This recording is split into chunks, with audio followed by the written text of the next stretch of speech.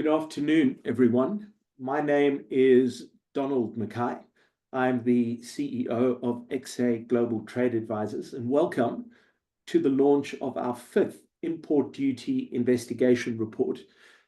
We do these reports twice a year, tracking what happens with import duty investigations run by the International Trade Administration Commission.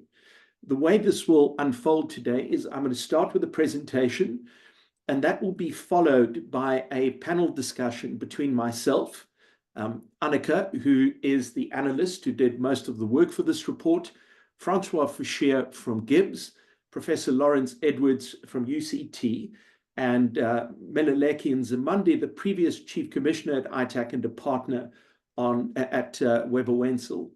For any of you who have questions, we'll deal with those questions after the panel discussion. Please type them into the question box and we will deal with them right at the end. And on that note, let me get stuck right in. And to kick off, in the last year, that is the period from July 2023 to June 2024, approximately 86 billion rands worth of customs duties were collected, and these are distributed as follows. And for this distribution, we use the United Nations Basic Economic Classifications, which breaks the tariff book up into three categories. The first being intermediate consumption. You can think of these things as raw materials and components, gross fixed capital formation, and then final consumption, which are mostly things you would buy in the shop. And around 18 billion rand of those duties collected are collected on intermediate goods, around 4 billion on gross fixed capital formation, and 64 billion on final consumption. So this is not a bad distribution. We absolutely don't want to load up our supply chains with duties. We don't want to make it more expensive than it should be to make capital investment. So when you do have duties, you want them as close to the consumer as possible to reduce the possibility of unintended consequences. Now, here's the first important bit. The 81 billion rand of these 86 billion rands worth of duties have not had their duty levels reviewed in more than 20 years. This is quite consequential. We don't want to be in a position where duty protection is given to a company or an industry and it simply remains evergreen. You want it to be an incentive to make an investment, for example, but where duties remain in place in perpetuity and they simply become part of the budget of the protected sector, it leads to lower levels of innovation. It discourages driving up investment activities, and there's a greater incentive to just enjoy the fruits of the rent that is being earned. So to put all of this into perspective, here's a visualization, which is also in the report you'll receive.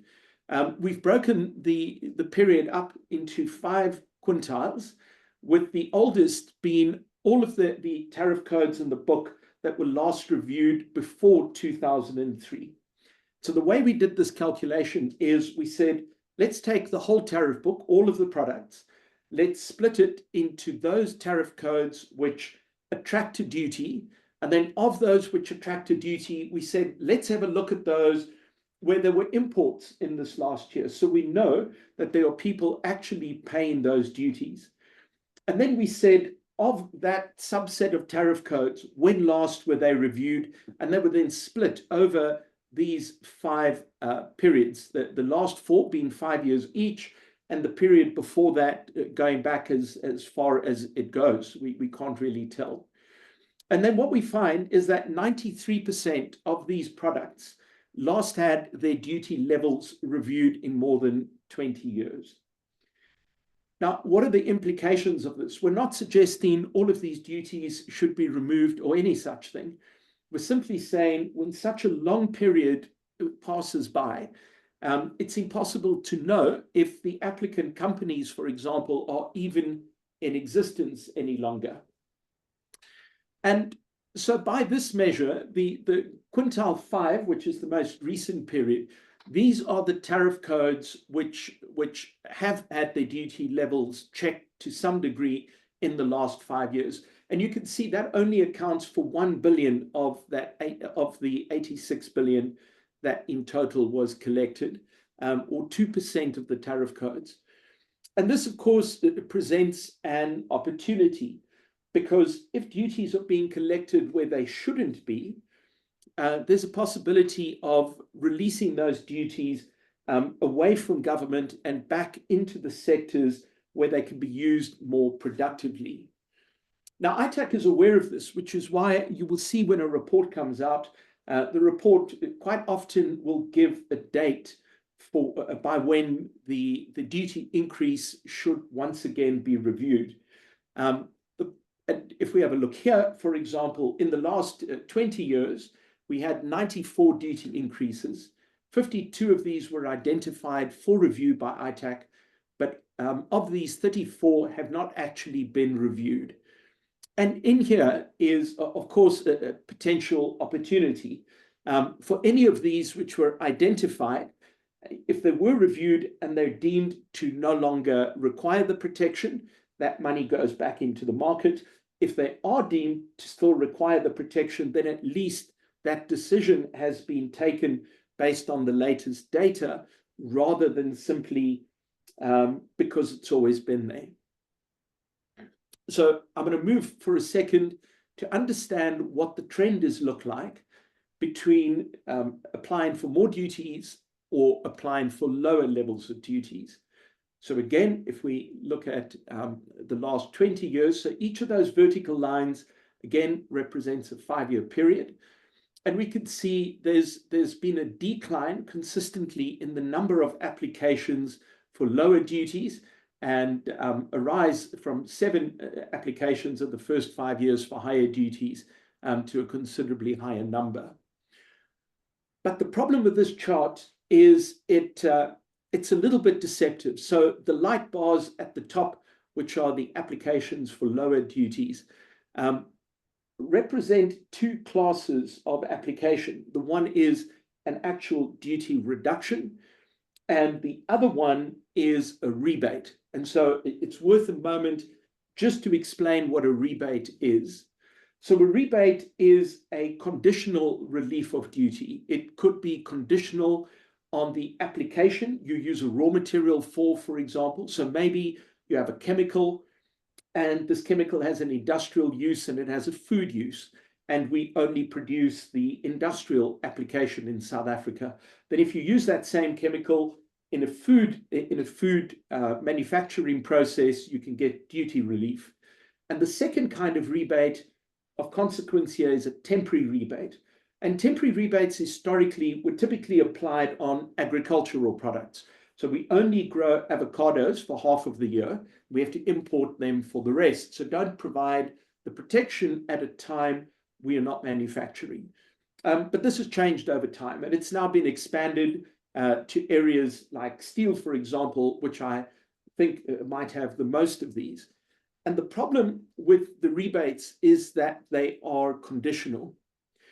And so when it's a temporary rebate, particularly, which has been where the bulk of these have been created, what happens is there's a condition attached. And usually that condition is for as long as the domestic industry cannot supply, or some version of that. But as the number of rebates in certain sectors have increased, if we take steel, for example, we now have over 80 temporary rebates on steel. Some of them become unbelievably complicated. So for some of these rebates, they become so technical, you would have to be a metallurgist to understand. And so there's a concern, on the one hand, that such rebates could be used for circumventing duty. After all, it's unlikely that you will have the necessary expertise inside of ITAC to properly assess it. So there's a risk that gets opened up there, which we're a little concerned about. And then the second part of this is the fact that there's no certainty on whether you will or will not be granted the rebate. And particularly where this relates to things like raw materials, this can be quite a strong disincentive to make investment if you're not sure if you will or will not get the relief. Now, you would think to yourself, well, that's not really a problem because you can always buy locally. But strangely enough, we now have quite a number of temporary rebates where there is no local production, and it still takes years for such a decision to be taken. So I'm going to give you an example of a rebate that was very recently created, which is on onion powder. And this was an unopposed application. There is no domestic production of this. Whenever it was last manufactured in South Africa, we know with certainty that that was more than 20 years ago. And so quite obviously, this instrument, you would think, would take the form of a duty reduction, but it doesn't, and it ends up as a temporary rebate. Now, there are two problems here. The one is I believe that the wrong instrument got applied at the end, and we now have this condition attached to the importation and the duty relief. But secondly, it took an inordinately long time for the decision to be taken. So if you look at the timeline, you will see that the first part of this happened fairly quickly, within 7 months, which is the bit at ITAC, and that's fine. But the decision of the two ministers, the Minister of Trade and the Minister of Finance, took 27 months. Bear in mind again that this is an unopposed application. And that delay just on this product in that period cost the users of this raw material 38 million Rand in duties. So here's a payment on a product you can't pay locally. This should be a simple duty reduction, which in my view goes through, if it's unopposed, very, very quickly. And you should know that entering into the process. It should be predictable. On the issue of delays, which has been the kind of theme of our previous versions of this report, we saw a record get broken recently, which is the decision on solar panels. And the delays are become kind of burden the process, I guess, with a cost. So it's not free of charge when it takes 5 years to take a decision that should have taken 6 months. And so in that process, what starts to happen, we see, is an eroding of trust by the companies that are impacted on the use of these instruments, which we'll come to in a moment. So just to kind of put perspective to this, if we have a look at the timeline, the application was received by ITAC in 2017. If you cast your mind to that period, you might remember someone called Jacob Zuma, who was the president. President Ramaphosa came into power in 2018. You might also remember a little event called COVID that happened. And we went through COVID. We had the Durban riots, Russia invaded Ukraine, and we came out of COVID. And at that point, still no decision had been taken. Hamas attacked Israel, sparking off the war in the Middle East at the moment. And we're now 2 administrations later under the government of national unity before the decision was taken. And it took 63 months. And so who benefits from this delay? I would argue nobody. Both the importers and the domestic producer, Art Solar, are worse off because of this delay. So if you have a look at the bar chart, you've got the light bars on the left. So this is the start of the period of the application by Art Solar. And we find that between the darker green and the orange block, 67% of all the solar panels imported between 2017 and 2024 were brought in between 2022 and 2024. So that is the dark green block. And 45% in the 9 months from January to September 2023. If we have a look at when the case kicked off and when the decision was due, you can see them on the slide. Yet the decision actually came out right at the very end, the very last bar. And so Art Solar, as a domestic manufacturer, loses out the benefit of that surge to the full degree, if you want to take Art Solar's perspective. But if you wanted to look at this from the other perspective of the importers, I would guess many of them may not even have known there was an investigation happening by the time the duties came in. So you could have people who have quoted on big projects not accounting for the duty and now faced with the duty. You can have others that accounted for the duty and lost the projects because they were too expensive. So all around, it would appear as if there's simply no winner. Now, we don't know what was extracted in the form of an agreement with the applicant, but we see this delay as just being all round negative. When we have a look at the process, we have a transparent process. I'm a huge fan of ITAC's process, which is transparent. You can see when the Gazette gets kicked off. You could see what the record of the decision is. And even if you disagree with it, you know what the reasons are for ITAC having taken the decision. You can see the date on the Gazette. You can see the date on the report. However, the minute it moves out of the administrative process into the political, everything becomes opaque. No reports are issued. This is where the negotiations for these reciprocal agreements happen. And this is where the bulk of the time is spent, but it's not clear what happens there until after the investigation completes. And if you have a look at this chart, you will see the amount of time spent respectively at ITAC or the ministers.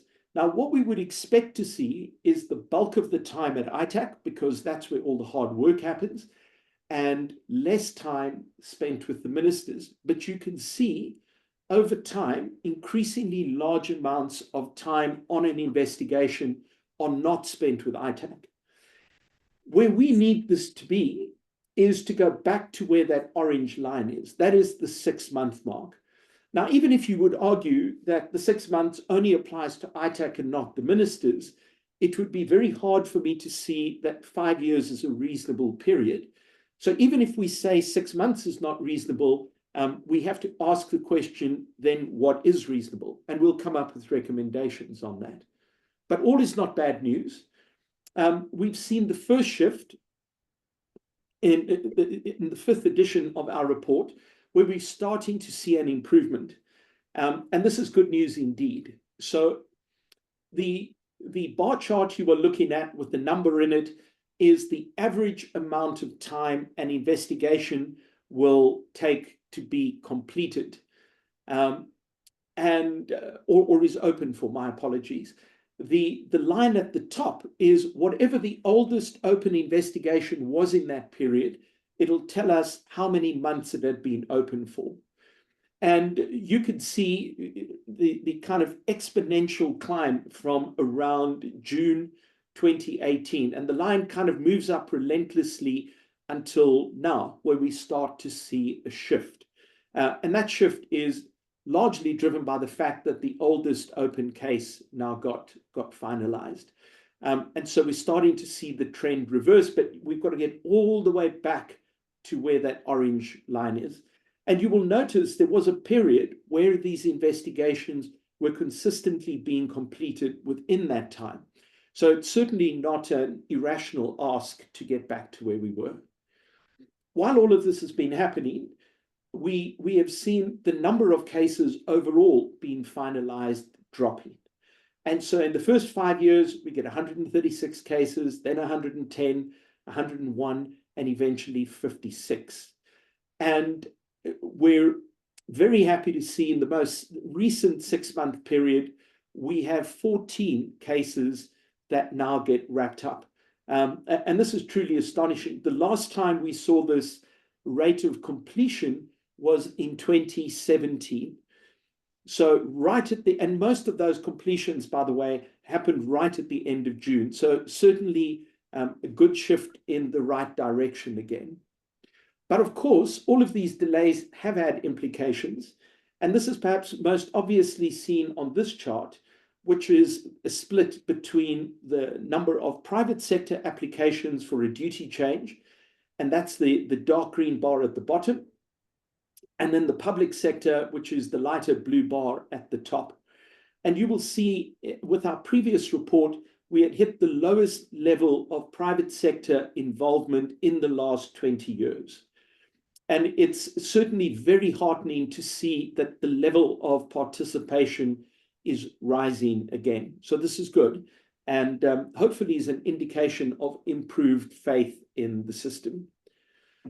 And to begin just kind of wrapping off as we move into our conversation, we've put together a master plan because everyone has a master plan and we also want to be special with our own master plan. Ours is really short and in all fairness, it's a bit autocratic. We didn't consult broadly with Labour and government, but here we go. Number one, do the overdue duty reviews. There's the potential to release many billions of rands worth of capital back into the market if we could just figure out where duties should be or shouldn't be. And that's kind of almost at a zero cost to government to do. And so we think that should be done. Number two, I believe we need to get rid of reciprocal agreements. These are the conditions imposed before you can get a duty change. I don't believe companies should effectively be paying to participate and interact with government.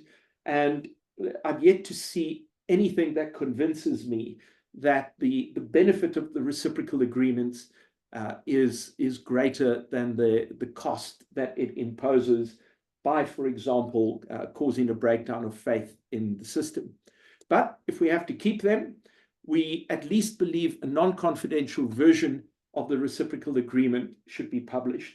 So we've got an understanding of what the company committed to, what was effectively the price that they were compelled to pay to get to the decision that they eventually did.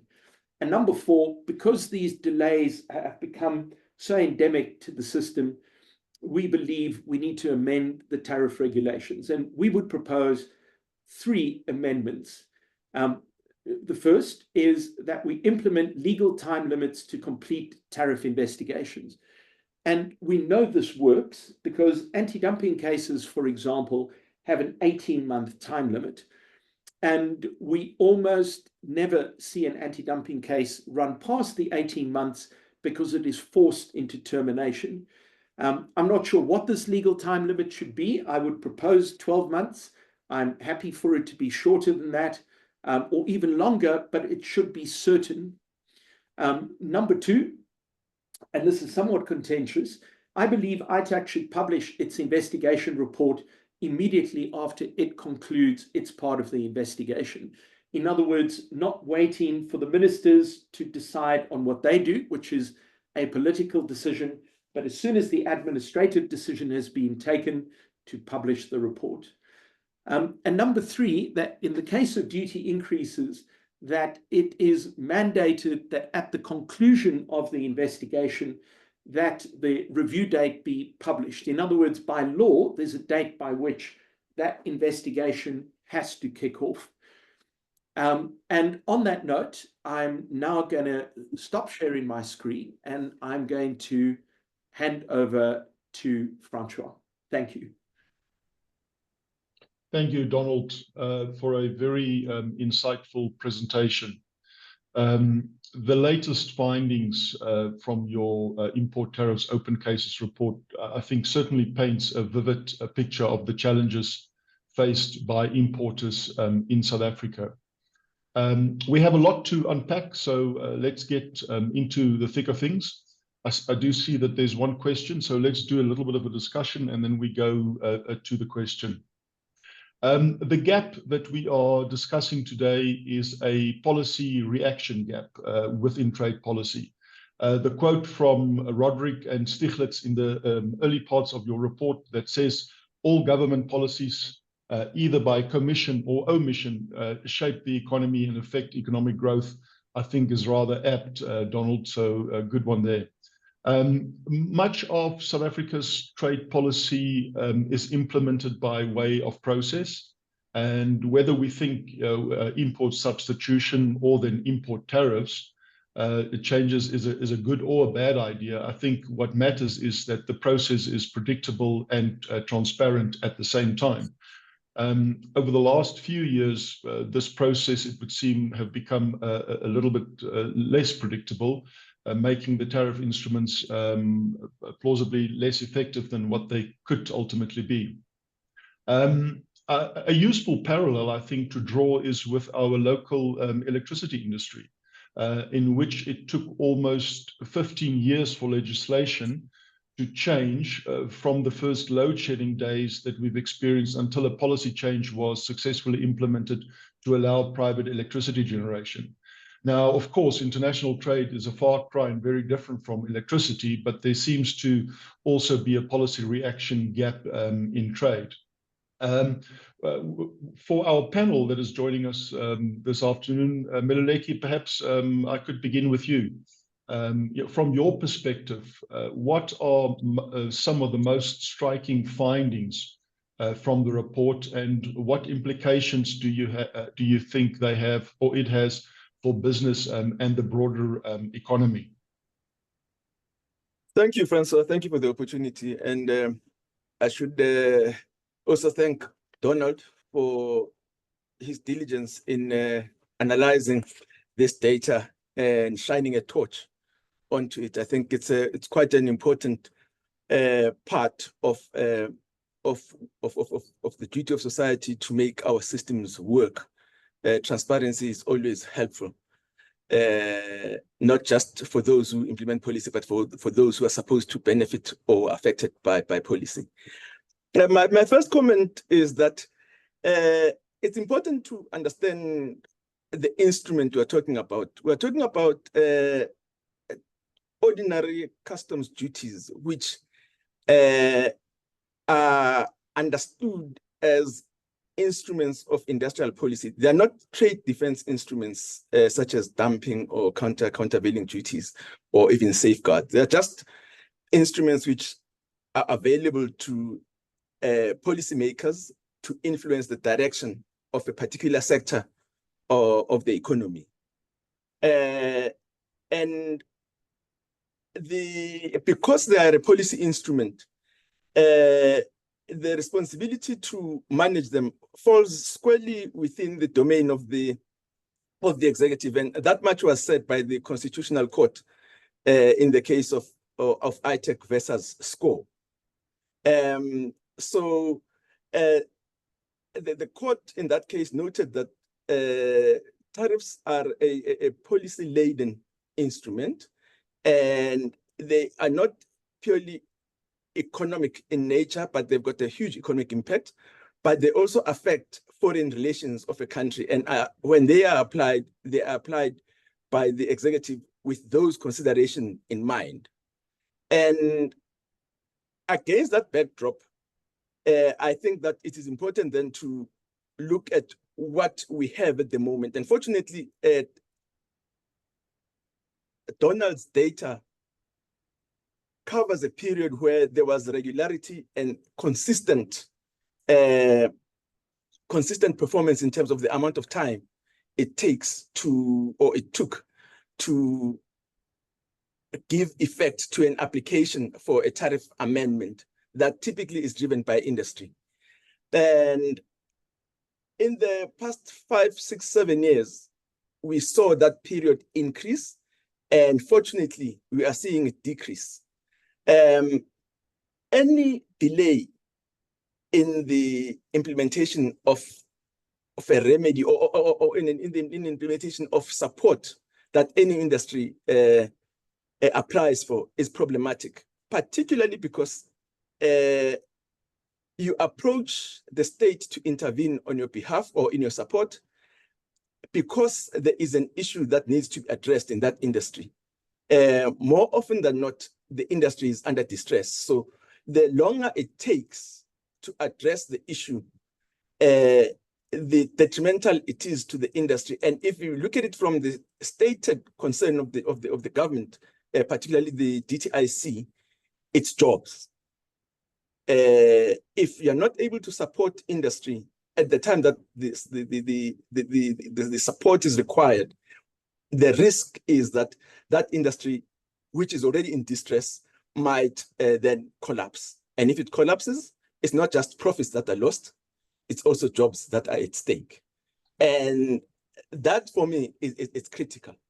Perhaps maybe before I close, let me just make two more points. On the Art Solar presentation, my sense there is that Donald took what is an outlier to make a point. In his own report, he says on average it takes 27 months, which itself is long.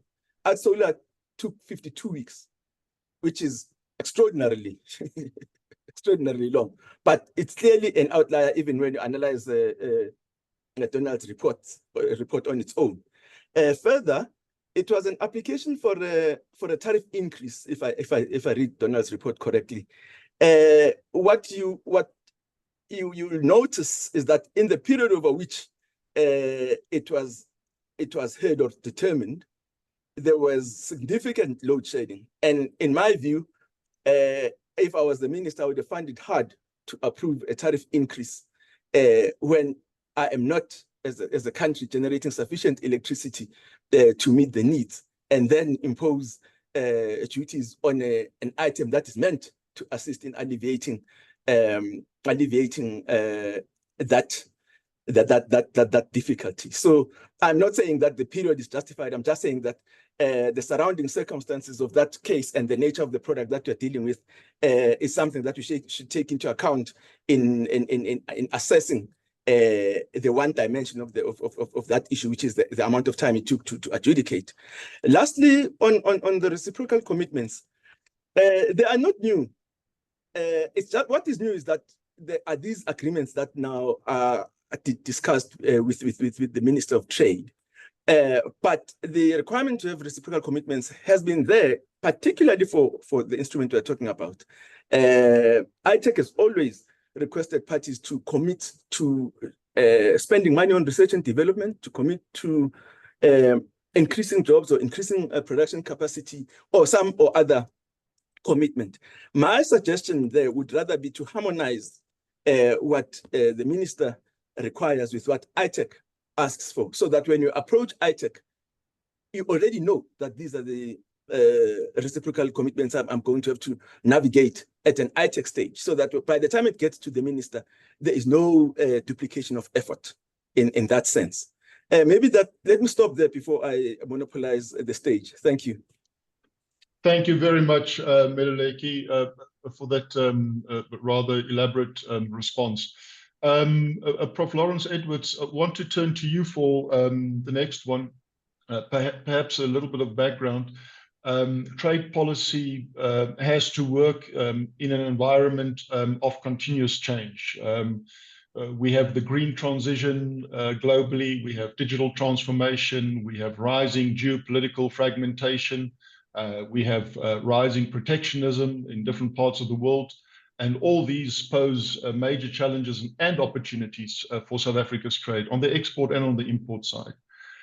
If we are going to fix the challenges we have in our trade policy space, we need to accurately or correctly diagnose our trade problems.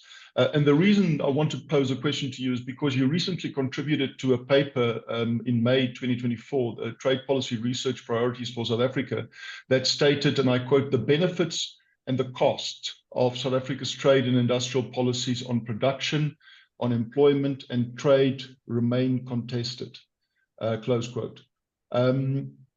If 93% of the import duties being paid have not been reviewed for more than 2 decades, and most of these are on final consumption goods, is this helping or hindering the South African economy? That's a very good question, and it's a difficult question to answer to some extent. But I mean, I think it's useful to get back to what actually tariffs do. I mean, we know tariffs confer price advantage to the domestic firm, and those domestic firms generally are highly concentrated and are few. And so the gains are large. It's implicitly a subsidy to a few firms. But the problem is the instrument is blunt in that it entails a cost to consumers. So effectively, the other side of the sword is that it's a tax to consumers, and it's a tax to dispersed consumers. So by structure, it is an instrument that confers focused and large gains to very few at a cost of a broad base. Now, that leads itself to huge problems. I mean, as we know, it can lead to intense lobbying. We just have to look at some of the institutions and the amount of money they spent on tariff lobbying. It's incredible. The Poultry Association, for example. And the part of the reason that is because the gains from lobbying are particularly and potentially very large. But on the other side, we don't have the consumer base to contest it because they're dispersed, and the gains are dispersed and small for each individual.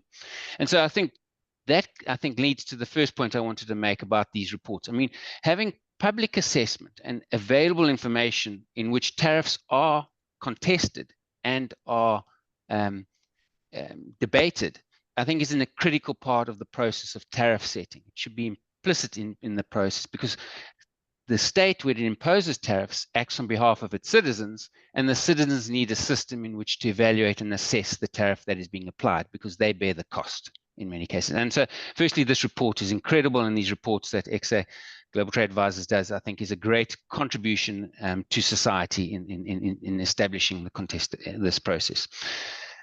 I think the second kind of point, and it's not directly related to your point, but it links to the process of tariff setting. And if we want tariff setting for industrial policy purposes, we want targeted policies and instruments that enable the realization of outcomes. And obviously, there are many different outcomes of tariff policy or rather industrial policy. So tariff policy can have many and multiple different objectives.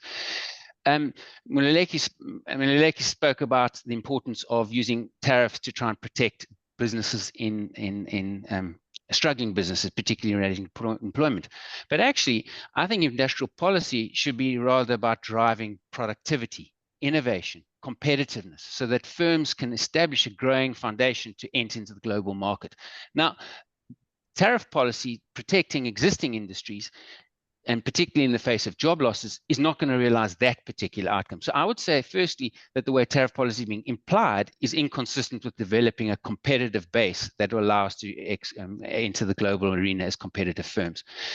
And that's the first thing. The second, I think, fundamental issue with our tariff policy setting is, since 2010, before 2010, the a priori expectation, or the principle behind tariffs was that policy was that we would be liberalizing the economy, but you'd have tariffs for exceptions.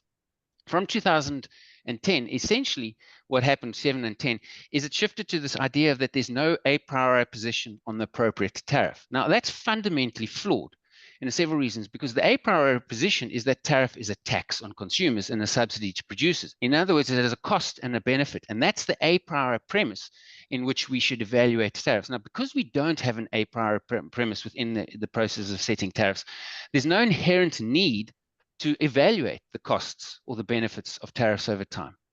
But if there's an a priori expectation that it's a cost, and that if we don't produce the good, and tariffs shouldn't be imposed unless the benefits are very clear, well, then there's the expectation that we need to constantly evaluate and review sets of tariffs. So I think part of the problem of this lack of review is because the premise of our tariff policy is one in which it's not that tariffs are a cost and should be an exception, and a targeted particular exception as well. And then I think it lends to many of the problems that the XA Global Trade Advisors have pointed out in terms of some of these documents. And so, I mean, I've got many other points as well, but I think these are two key issues. I'm going to close off just to illustrate some of the key issues here. Fresh potatoes, 44 cents per kilogram or 30% frozen. Peas, 15% tariff if it's fresh, 10% if it's frozen. But if you're producing fresh beans, you pay 0%. There's 0% tariff, but 10% tariff. Cauliflower, lettuce, carrots, 0% tariff. But if you happen to have onions and leeks, well, you pay a 10% tariff. Garlic is an up to a 37% tariff.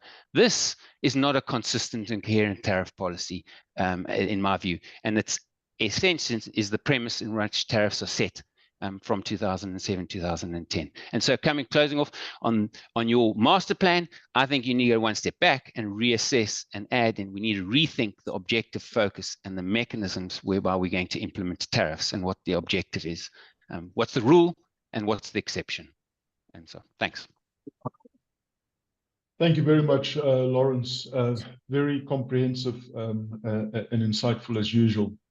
Donald, I want to go back to Meluleki's response, but before we go there, import duties are trade instruments to protect industries, and sometimes these are infant industries, not always, especially not in South Africa's case, but import duties should not provide evergreen protection. There should be at some stage, if you do want to protect, a sunset clause that says, okay, we're going to protect, but we make it very clear from the start, for instance, if a certain set of criteria is met, whether that's time or something else, you know, it would fade away or it will eventually come to a stop. However, if the lag between the market needs and the implementation is so extended, do these trade instruments lose their value as policy instruments, in your opinion, Donald?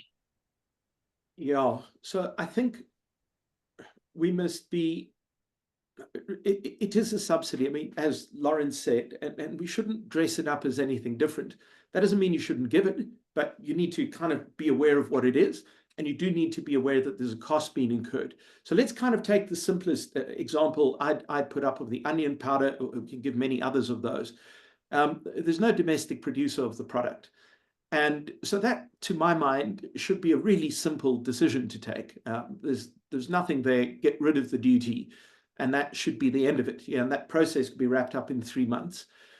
We shouldn't be in a position where we kind of have a tariff policy that's almost set by product. You know what I mean? So you've got to have kind of it be 90% predictable.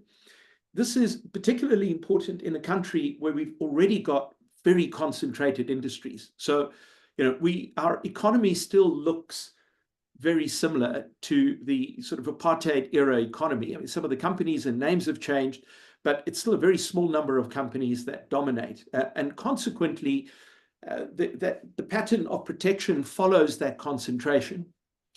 Now, the problem when you leave duties in for long, or any other subsidy, is it becomes part of the budget of the companies that are involved. So if you know that you've got a 10% advantage, then you just begin banking that advantage.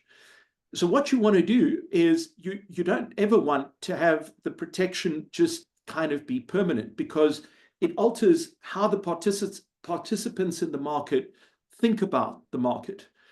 And so I would argue ITAC publish in most of their reports, they will publish this duty should be reviewed after 3 years. And I think that's an important step to take. So it should be reviewed after 3 years. But somebody entering the process should know with a fair degree of certainty what process they'll be subjected to when they go in. You should know, for example, if there's no domestic producer, that you should get your duty relief. And it should be proper duty relief. It shouldn't be conditional duty relief, which has nothing to do with domestic production, but is simply used as a lever to extract something from the party participating. So if you think in that example, if you've got onion powder, which has a 10% duty, and you've got garlic powder, which has no duty, then the only reason that the onion powder person is going to have to make these commitments to get to zero is that they have to interact with ITAC and the ministers, and that's problematic. So yes, I think the reviews are crucial so that they serve the purpose of being an incentive, for example, towards innovation and investment, and don't simply become a rent, which many industries will spend millions to maintain, rather than focusing on improving process, for example, which offers the customer real value. And that's the reason you should be gaining market share, not because you've figured out how to keep your competition out of the market in perpetuity. Yeah. One last question, and then I want to go to the Q&A that the audience has submitted. It would certainly seem that we are shooting ourselves in the foot here. You've mentioned your master plan to make yourselves feel special. How do we fix these policy reaction gap challenges that we have, and can it be done? But more importantly, you did make mention of the fact that you do not foresee a cost to the fiscus of bringing about, in essence, economic reforms to the process as we know it. Is that in fact correct? Are there any costs associated with your proposed changes or then reforms in order to change the very nature of this problem? Ron, so maybe before Donald responds, may I just make one or two remarks? Sure. Sorry, Donald, just give me 2 seconds. No the one item is that, or 2 points, 2 or 3 points. The first one is tariff policy is not unidimensional. It can either take the form of increasing tariffs or reducing tariffs. When you reduce tariffs, you expose the domestic industry to import competition, or at least you increase the likelihood of that exposure, which talks to competitiveness. And tariff increase, yes, gives you the price advantage relative to imports, and you're closing off or reducing the risk from imports. The case-by-case nature that ITAC follows in assessing these applications looks directly at what the dynamics are in that industry, so that the refusal or the granting of an application, whether it is to increase or to decrease tariffs, is taken on an evidence-based scientific basis. So I think that approach by ITAC mitigates some of the risks that Lawrence has pointed out about what I would call a dogmatic approach to tariff setting. The second bit that I would like to point out, which is critical, is that the right to request a tariff increase or a tariff amendment is evergreen. The only frustration that we had perhaps in recent times is the amount of time it took to adjudicate those applications. But at any time, an affected industry is free to approach the authorities for an amendment to tariffs, or a reduction, or even a temporary exemption from tariffs. So for me, that's an important check on that particular instrument. And then lastly, there is no linear relationship, I would argue, between tariffs and consumer prices. It is not unusual for companies or industries to get the benefit of a tariff reduction or tariff removal and not pass on the benefit to the ultimate consumer. So those are some of the inherent risks. And in fact, part of the reciprocal commitments that the government seeks to extract is to try and facilitate the flow through of the benefit to the ultimate consumer. So maybe let me just stop there. Thank you. Thank you, Meluleki. Donald, you want to go back to my earlier question about the potential costs of these proposed changes, or let's call them what they are, proposed reforms, perhaps, to improve the process? Well, the cost is there, but it's already fixed, which is the cost of ITAC. So, you know, ITAC get a couple of million rand a year as a government department, and they do what they have to do. So the cost is already baked into the system. And, you know, all we're saying is get ITAC to do more of these things rather than leave them. And, you know, I'm always a little wary. I mean, already these processes heavily favor large companies. We don't want to be in a position where, you know, small companies who may be on the wrong side of a tariff, for example, don't understand what the process looks like, can be a little intimidating, so they don't engage with the process. The reason I think it's important to be proactive is we must be very careful that we don't end up with a trade and industrial policy that, you know, its only outcome is to further concentrate an already very concentrated economy. Yeah. Donald, I want to go to some of the audience's question. I think the first one is very relevant, and this is from Gustav. The question is, where does the minister obtain the right to enter into or require reciprocal agreements? Which legislation applies? You ought to give that to Meluleki. Okay. I wish I was a functionary at the department in the ministry. Perhaps I would have been better able to answer the question. But let me put it this way, Gustav. Remember that a contract, by its very nature, is voluntary. The same way as the minister is at large to conclude an agreement with another state. The minister is at large to conclude an agreement with any other party that is authorized to. So if a party doesn't want to conclude an agreement with the minister, the party is at large to walk away. So there is no, it would not be an agreement if it was done by force. I think that is as far as I'm willing to take it. I don't want to go beyond that. It might be useful perhaps from someone from the ministry to give a more informed answer on that. Thank you, Meluleki. We're very quickly running out of time. Let's do another question. There's a very technical one from Gustav here. I'm going to skip that. I want to go to Paul Trom's one. Says tariff protection should provide a period for a local industry to establish itself and become competitive. Thereafter, the tariff should be removed. Otherwise, the industry never becomes internationally competitive. But is there a level playing field in which to compete? I mean, that's a very, very valid and rather difficult question to deal with. Two questions in that question. Is the playing field level internationally if you're competing against rather large players, which have several cases of potential state subsidies against them at scale? Lawrence or Donald, do you want to have a go at that?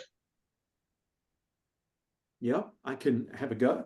I think the first issue is South Africa deliberately dismantled our anti-subsidy instrument around 2010 when Minister Rob Davies was in charge. The legislation still exists, but he very publicly said we will never bring a countervailing action against China. And that, I think, I mean, Meluleki, having spent some time on the inside of the beast, might have a different view. But my take is these instruments are created for particular reasons, and we have access to a WTO-approved remedy to deal with that. The fact that we've dismantled that, I think, is problematic, and that's something that maybe I should have added onto our master plan. The question of being competitive, I mean, my only comment on that is nobody ever got to be more competitive by being faced with less competition. I've also never met a manufacturer who says the playing field is level for anything. And I've never met a retailer who feels there should be duty on anything. So somewhere in between is the truth. I don't know what the correct answer to this is, but I can say we must be very careful when we've politically dismantled instruments we have access to, and then be surprised when we're negatively impacted by exactly the problems of subsidies, which is an enormous problem currently. So I think those instruments have to come back into use again. Can I just add perhaps to what Donald has said? Quickly. Thank you. And I want to as well. Look, I think generally I agree with his point that the truth, the ideal position is somewhere in between everything. And I do also agree with him that the instrument that still appears in the statute books in the form of countervailing duties should be available, and is, quite frankly, available for industry to use. And if there's any conversation that needs to be had with the minister about the use of that instrument, the foundation is that it's there. it's WTO compliant, and it can be used. And in fact, I would be surprised if ITAC rejected any application out of hand for countervailing duty. On another point, quickly on the concentration point, I agree that South Africa has got industries that are concentrated, but I think we should also bear in mind that South Africa is not a large economy. I mean, if you look at our automotive industry, which is supposedly, one of our flagship programs, flagship industries, it produces less than 1% of total cars that are sold in the world. So when that is faced with a mega company producing out of China, it becomes almost like an ant versus an elephant. So that is why industrial policy and tariff policy has to be nuanced and forms part of tools that are designed to support industrial growth and economic growth and, by extension, employment creation. Thank you, Meluleki. Lawrence, can I go to you for some concluding remarks on that, please? Okay, so absolutely, we do not have a level playing field. It's undisputable. We can't get our goods out of the market. Our transport costs are exceptionally expensive. Our municipalities are not functioning. Our telecommunication costs are high. So when we look at the level playing field, when we actually unpack that, much of our problem are domestic supply constraints. It's not the foreign subsidies that are the primary problem to our domestic competitiveness. Much of it is internal. And so tariffs are not a compensation for internal poor provision of services that make our domestic firms not competitive. And so it's true, there are foreign subsidies, but our primary issue, I think, lies domestically. And tariff policy is not going to solve that. And tariff policy shouldn't solve that. And you need a broader policy to tackle those particular issues so the firms can compete favorably without these domestic supply problems. I think another issue is we forget the external dimension of tariff policy. And there, it's again not fair. Our exporters benefit in terms of access to the EU market. That's not fair. It's in terms of other firms. We benefit in terms of Africa and now increasing the AFCFTA. And that's actually a very good instrument. Trade agreements with external partners are a great way to provide preferential access to our domestic firms, benefit them with respect to non-participants in these agreements. And so I think we should also relook at our external dimension of trade policy and think carefully about how we can use these mechanisms to create better market access, not only just in Africa, which we're doing, but actually much broader. So I think we should re-engage in the debate of should we use preferential trade agreements as a mechanism to improve access into non-preference partners currently. Thank you, Lawrence. People, you won't believe it, but it's already after 1 o'clock. And I think with that, we've come to the end of our webinar. We can talk for days on this topic. I mean, trade is certainly complex. I would like to thank our panelists for this stimulating discussion. The idea is to have debate and have different viewpoints, and we've certainly had a good share of that. It is clear that there's a lot at stake here, and we've just literally scratched the surface of a very complex issue. There is, of course, many ways to skin this cat, but allow me to say this. Efficient trade is important to the health of our small but very open economy. I think making it easier to trade also means making the process of trade policy changes more predictable, more transparent, and shortening possibly the policy reaction gap, as I've mentioned. So with that, I want to say to you, thank you very much for attending.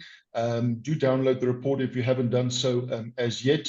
And if you have questions and want to reach out and have offline conversations, you have our contact details. Please do so. We would be happy to continue the conversation offline. Thank you and goodbye. Thank you very much. Okay, bye-bye. Thank you. Bye. Bye.